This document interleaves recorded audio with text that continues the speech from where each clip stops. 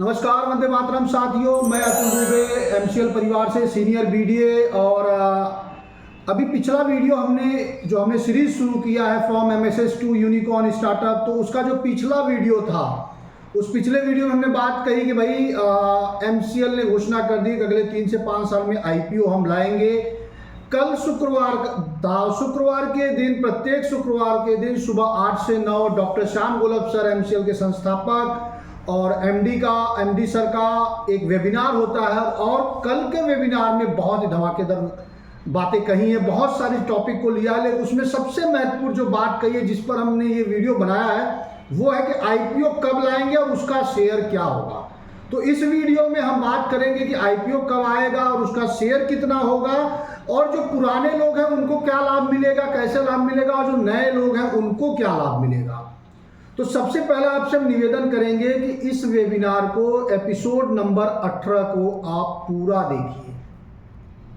इसमें क्या क्या टॉपिक कवर की गई है, पहले वो आप समझने की कोशिश करिए। कोई कंपनी शुरू होती है, कैसे शुरू होकर कैसे बड़ी बनती है, इसमें सर ने बताया है। कैसे एमकोल जो है, यानी बायोकोल जो है, वो एमसीएल का बायोकोल है, वो कैसे पूरे विश्व के लिए ग्लोबल सोल्यूशन बनने जा रहा है। एमसीएल किस सोच के साथ एमसीएल की शुरुआत हुई, किन किन क्षेत्रों में एमसीएल बिजनेस करने जा रही है, कौन कौन से मुख्य क्षेत्र हैं जिसमें बिजनेस करेगी, किस फेज में, यानी कि जो 2 3 4 फेज एमसीएल ने बनाया है, किस फेज में कितनी फैक्ट्रियां लगेंगी, एनर्जी सेक्टर में कितना इन्वेस्टमेंट, पूरा ग्लोबल कितना इन्वेस्टमेंट होने जा रहा है, और एमसीएल का जो एक्सपेक्टेड है कि कितना इन्वेस्टमेंट एमसीएल लेगी एज अ रिन्यूएबल एनर्जी के रूप में।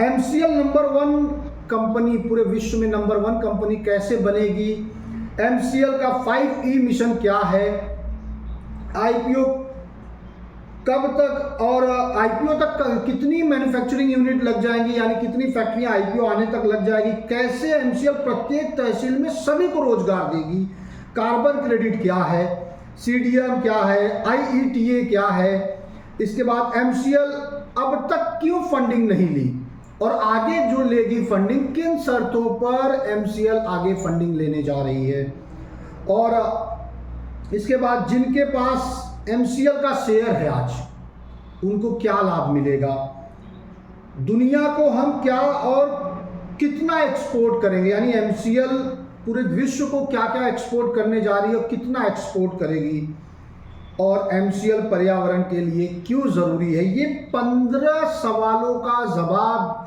श्याम सर ने, डॉक्टर श्याम गोलब सर ने वेबिनार नंबर 18 में ही बता दिया है। तो वेबिनार 18 तो सभी लोग देखिए, जो पुराने हैं, जो नए हैं। महाराष्ट्र से मुझे कुछ फोन आ जाए थे, अलग विषय पे चर्चा हो रही थी, उनका कहना है कि भाई हम तो 2-3 बार देख लिए। तो आप सभी देखिए, डिस्क्रिप्शन में लिंक दिया गया है। अब हम बात करेंगे कि आज जो वीडियो हम बनाने का हमारा मकसद है, उसके लिए सबसे पहले निवेदन करेंगे, इस क्लिप को देखिए, इस 9 मिनट के क्लिप को देखिए, जो वेबिनार नंबर 18 से ही हमने लिया है, क्योंकि ये सिर्फ आईपीओ से संबंधित क्लिप है। इसलिए मैं चाहूंगा कि इस 9 मिनट के क्लिप को आप पूरा देखिए। दोस्तों, इसके लिए इस क्षेत्र में दुनिया की नंबर 1 कंपनी बनने का भी हमने एक तरीका फाइनल किया। हमने तरीका किया कि ये आईपीओ ये चीज होती है ना, कि जिसमें दुनिया को पता चलता है कि कौन सी कंपनी कितनी बड़ी बन चुकी है।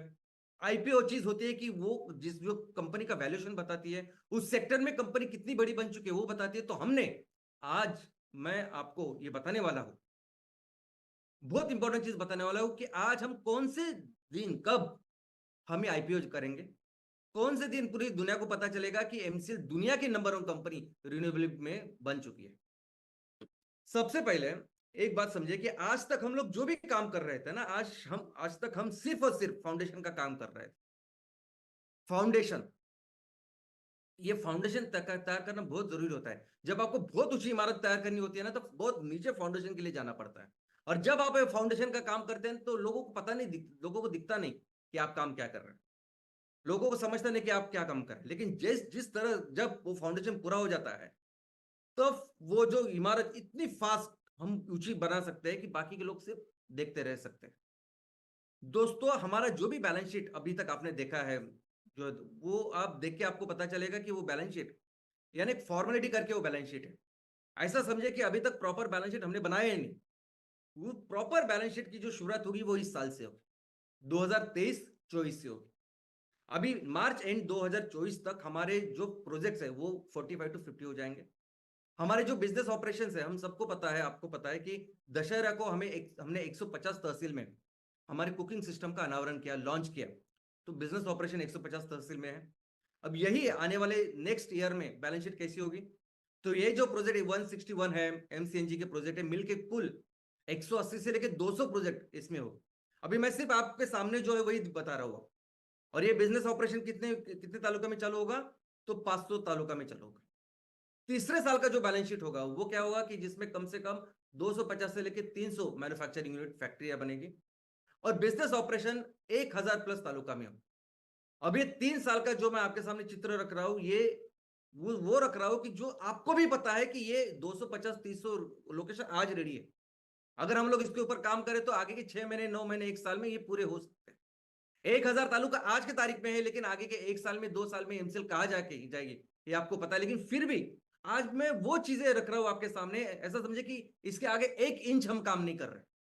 सिर्फ जो हाथ में है वो पूरा करें तो क्या होगा वो आप देखिए।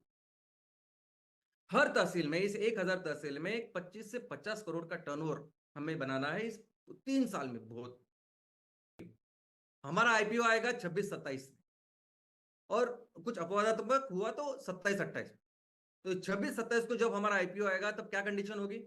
आज की तारीख में आपके आंखों के सामने जो है, बस उसके ऊपर भी अगर हम लोग नंबर्स देखें तो आज हमारा हमारा बिजनेस का जो होगा वो 1000 तहसील में होगा और उसका रेवेन्यू अगर 25 करोड़ भी रखते हैं हर तहसील में, तो भी 25,000 करोड़ का रेवेन्यू एमसीएल हम सभी मिलकर जनरेट करेंगे। और इस 25,000 करोड़ पे जो हमारा टैक्स, जो बिफोर टैक्स प्रॉफिट होगा, वो 2,500 से 3,000 करोड़ होगा। इतना, इसका मतलब आज की तारीख में अगर सब कुछ बाकी कुछ नहीं बढ़ा है तो भी हमारे आने वो 26-27 में एमसीएल का शेयर 1000 से 1200 रुपए होगा। लेकिन मैं तब बात कर रहा हूं कि जब आपको भी पता है कि हम लोग सिर्फ इसके काम नहीं करेंगे, हम 1000 नहीं 5000 जितने भी तहसील उसमें जाने वाले, क्योंकि उन सभी किसानों के लिए काम करना है हमको। आने वाले दिनों में इसका वैल्यूएशन कितना होगा?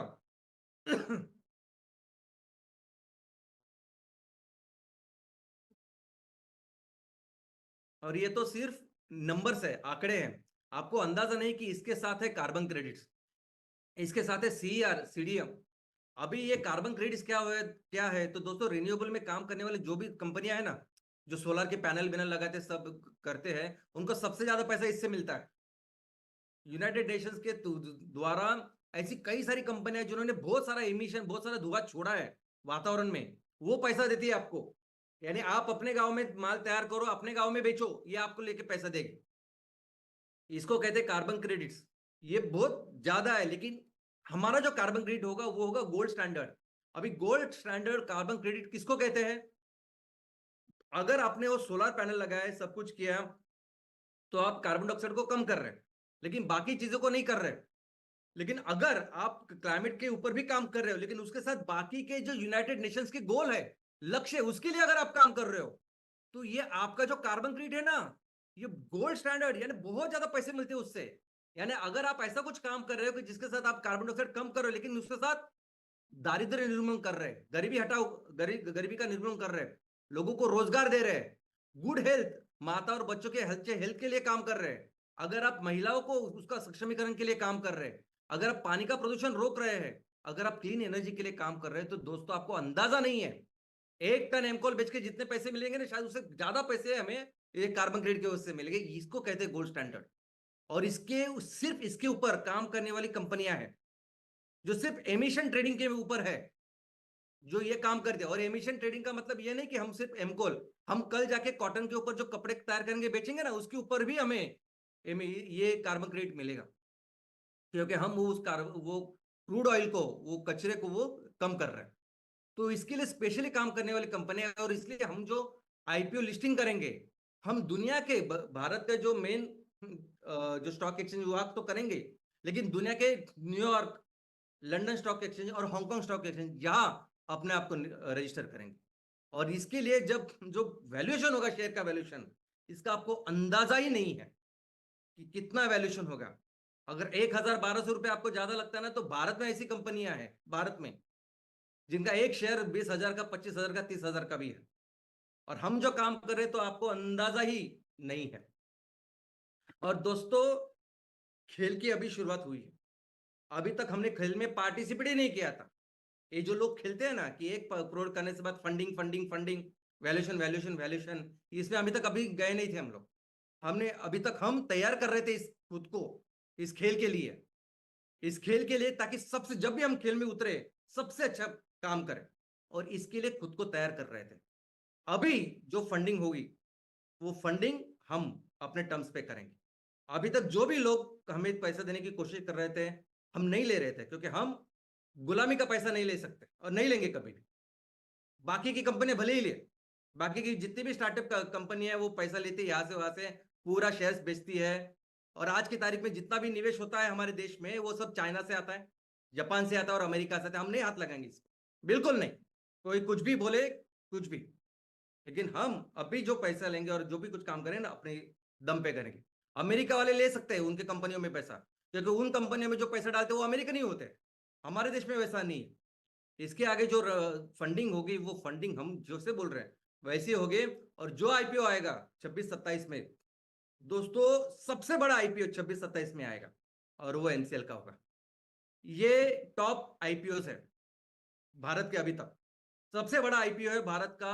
भारत में जो हुआ है वो एलआईसी का है, 21,000 करोड़ का वो आईपीओ था।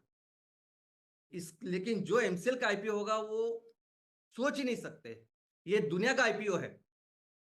सबसे बड़ा जो दुनिया का आईपीओ वो अभी तक 1.92 लाख करोड़ इतना था। इसके आगे ही और एक आया है, वो एंट फाइनेंशियल करके है, उसको ऑलमोस्ट 2.5 लाख करोड़ का है। अभी ये कंपनियां किस क्षेत्र में काम कर रही है, क्या काम कर रही है, यानी जो ऑलमोस्ट 2 लाख करोड़ का आईपीओ है वो ऑयल एंड गैस की कंपनी है। उसके आगे जो एंट फाइनेंशियल है वो पैसा देने वाली कंपनी है। और सोचे हम किस लेवल पे है, क्या कर रहे हैं हम।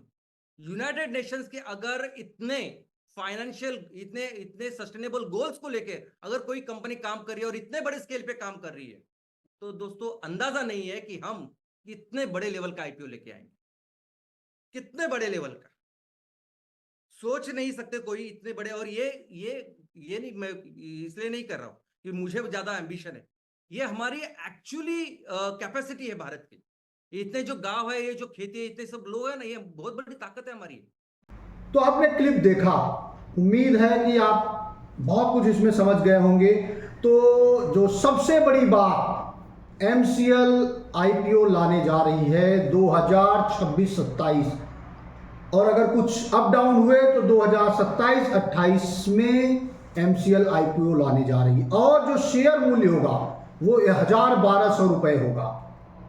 तो बहुत बड़ी बात श्याम सर ने इस वेबिनार में कही है, और 1000 से ज़्यादा तहसीलों में हम बिजनेस शुरू करके फिर हम ये आईपीओ लाने जा रहे हैं, और एक एक तहसील में कम से कम 20 से 25 करोड़ का टर्नओवर करेंगे, यानी 20-25 हज़ार करोड़ का टोटल टर्नओवर होगा, और फिर हम आईपीओ में लाएंगे। और श्याम सर ने एक जो और बड़ी बात कही है कि सिर्फ हम भारत के स्टॉक एक्सचेंज में नहीं आएंगे, हम विदेश में भी जो स्टॉक एक्सचेंज है वहाँ आएंगे।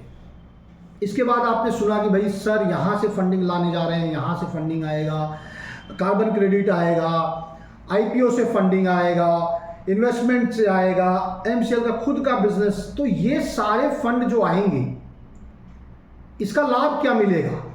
तो पहले हम समझते हैं आईपीओ आने से पुराने लोगों को क्या लाभ मिलेगा। पुराने लोग जिनके पास 32,500 शेयर है, एमबीपी के पास 500 शेयर है, कुछ लोगों के पास 20,000 शेयर है 50 रुपए के रेट में। तो ऐसे जितने लोग मार्च 2023 तक की जितनी बुकिंग है उनके पास शेयर है एमसीएल प्रमोटर कोटा का, उनको तो सीधा उस शेयर का लाभ मिलने जा रहा है आईपीओ आने पे। तो यानी कि जो इन्होंने 10 लाख रुपए देकर वो शेयर लिया, उसके कई गुना लाभ उनको आईपीओ आने के बाद मिलेगा। अब नए लोग जो आएंगे वो कहेंगे भाई मुझे क्या लाभ मिलेगा।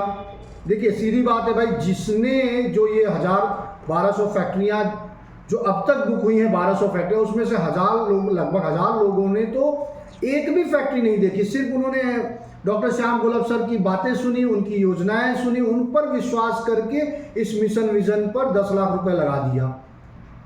शेयर तो बहुत दूर की बात थी, शेयर तो MCL ने उनको बोनस में दे दिया, तो वो तो लाभ के हकदार हैं, उनको लाभ एक्स्ट्रा मिल रहा है। लेकिन जो इतनी फंडिंग आ रही है, इसका लाभ नए लोगों को कैसे मिलेगा?